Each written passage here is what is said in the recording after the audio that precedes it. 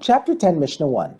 The first two Mishnahs of this chapter deal with a person who finds several pairs of tefillin in an open space, such as a field, where they might be defiled by animals, for example. This Mishnah teaches how he may take them to a safe place through a public domain on Shabbos. We now turn to the words of the Mishnah. If one finds several pairs of tefillin in a field or other unsafe place, he should bring them in pair by pair. That is, he should wear them one pair at a time in the regular way, one on his head and one on his arm, and bring them to a safe place where he takes them off. He then goes back and repeats this procedure until he has secured all the pairs of tefillin. By wearing them, he does not commit the transgression of carrying in a public domain, because wearing tefillin is like wearing a garment.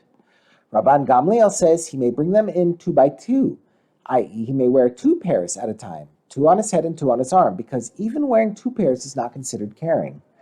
The Mishnah limits the previous discussion to a particular situation.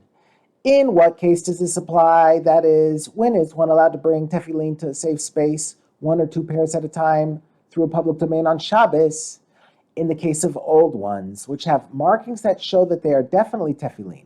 But in the case of new ones, which do not have such markings, and thus might not even be tefillin, one is exempt, i.e. one should not save them by wearing them in a public domain.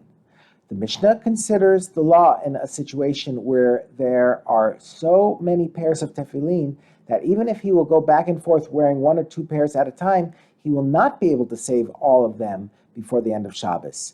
If one found them tied in numerous pairs or in large bundles, and there are too many of them to secure them all before nightfall, he should stay with them, guarding them until nightfall, and then bring them to a safe place. However, if by wearing or staying with the tefillin he will put himself in danger, he should just cover them and leave.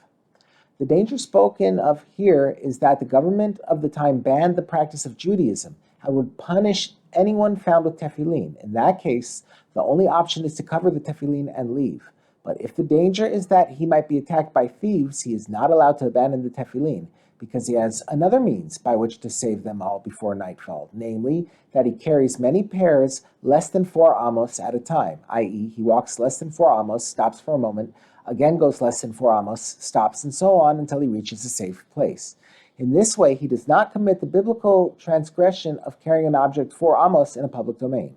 Although this method of carrying is forbidden by rabbinic law, the rabbis lifted this prohibition for the sake of protecting tefillin.